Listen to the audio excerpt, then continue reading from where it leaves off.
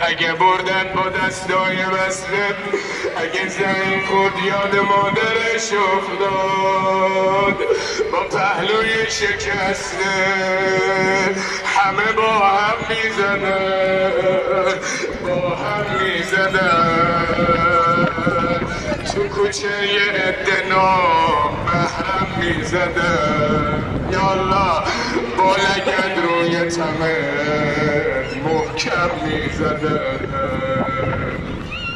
با هم. بگم یه بنده دیگه شو عزیز دلم فیض بده. مغرور میزنه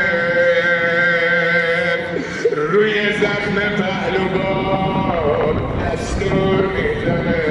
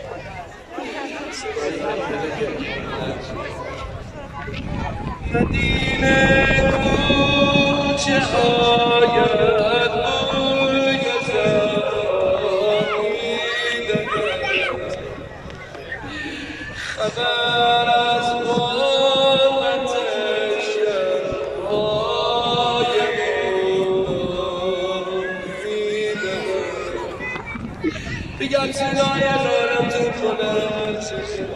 مدینه در کجاست مزار فاطمه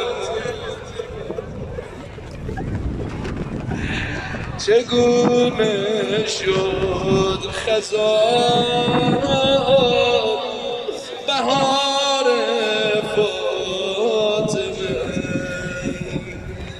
حالا که خوب اول جلسه اول خوندن حقیقی حال خوشی داری بگم